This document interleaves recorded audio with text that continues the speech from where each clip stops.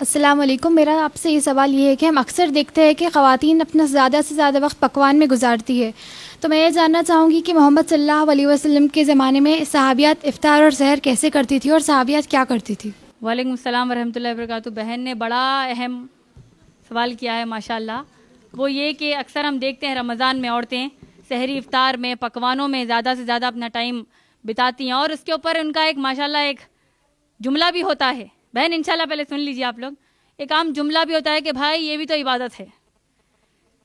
اور بہن نے کہا کہ اب وہ جاننا چاہتی ہیں کہ کیا یہ واقع درست بات ہے یا نہیں، درست حرکتیں ہیں یا نہیں، اور ہماری صحابیات، ہماری امہات المومنین محمد صلی اللہ علیہ وسلم کی بیویاں اور ہماری صحابیات کیسے روزے اپنے یعنی کیسے رمضان کو بتاتی تھیں.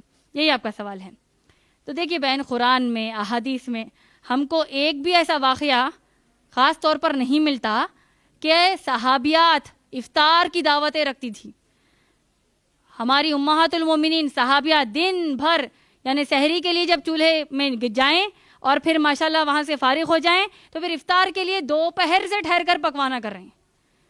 تو یہ عبادت نہیں کہلائے گی بہن، کیونکہ یہ آپ کے کام جو ہے آپ یہ سحری اور افطاری میں اتنا بڑھ چڑھ کر جو ٹائم نکال رہی ہیں، یہ آپ قرآن کے علم سے اور دور ہو رہی ہیں.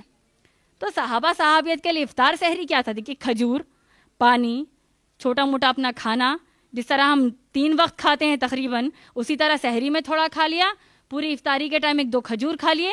اسی طریقے سے ہمارے صحابہ صحابیات رہتے تھے، کیونکہ ان کا فوکس یہ تھا، ان کا اصل مقصد یہ تھا کہ لوگوں کو قرآن کتنی بتانا ہے. لوگوں کو ہر اعتبار سے اللہ کے نبی صلی اللہ علیہ وسلم نے کہا بلغوا انی ولو آیا، اگر تم کو میرے بارے میں ایک بات بھی معلوم ہو جائے تو دوسروں کو بتاؤ جس کو وہ بات معلوم نہیں ہے.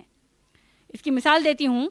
مجھے معلوم ہے لا الہ الا اللہ محمد رسول اللہ، تو میں آپ کو آ کر نہیں کہوں گی دیکھیے بہن لا الہ الا اللہ محمد رسول اللہ، کیونکہ آپ کہیں گی ماشاءاللہ میں تو مسلمان ہوں بہن، مجھے معلوم ہے کہ اللہ کے سوا کوئی معبود نہیں، محمد صلی اللہ علیہ وسلم اللہ کے رسول ہے.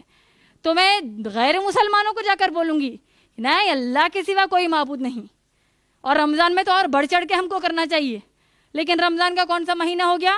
حلیم کا مہینہ ہو گیا.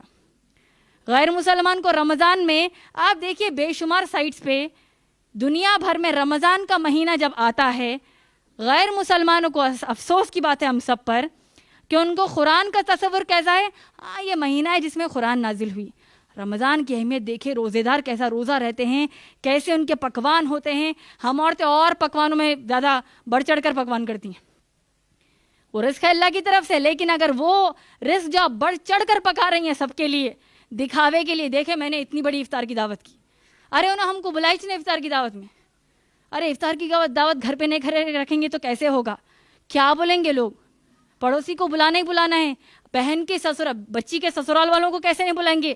اگر کسی کی 5 بیٹیاں ہیں، کسی کے 3 بیٹیاں ہیں، تینوں کے سسرال والے اگر دعوت میں کہ ایک سسرال والے بلا دیں گے، ارے ان کو بلانا تو بہت ضروری ہے. یہ ہمارے گھروں میں ماحول ہے یا نہیں بولیے؟ تو رمضان کو پکوان کا مہینہ مت بنائیے. پکوان تو ہم روز ہی کرتے ہیں. رمضان کی جو اصل اہمیت ہے اس قرآن کی نازل ہونے کی وجہ سے قرآن اہمیت ہے. تو بہن جیسا میں نے ابھی بتایا اپنی تقریر میں کہ خوب قرآن کو ماشاءاللہ آپ تلاوت کیجئے.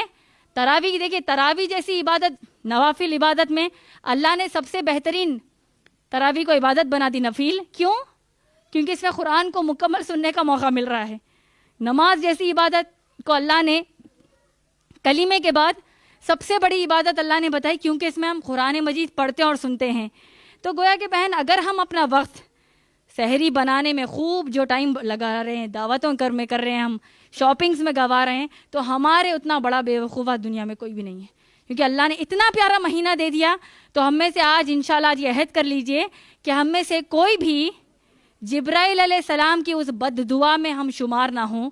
آمین. جس میں جبرائیل علیہ السلام نے کہا کہ اللہ کے اس بندے کو جب رمضان عطا کیا گیا اور اس نے اللہ سے مغفرت نہیں کروا لی تو اللہ کی اس پر لعنت ہو. اللہ کے نبی صلی اللہ علیہ وسلم نے آمین کہا بہن. تو ہم نہیں چاہتے کہ ہم اس بد دعا میں شمار ہوں، کوئی بھی نہیں چاہتے ماشاءاللہ. تو اسی لیے انشاءاللہ خوب اس قرآن سے جڑ جائیے انشاءاللہ، اور غیر مسلمان کو یہ میسج دیجئے، یہ پیغام دیجئے کہ رمضان کی اصل اہمیت روزے تو ہے، لیکن اصل اہمیت ہے اس قرآن کی عظمت کے ذریعے. امید ہے آپ کا جواب مکمل.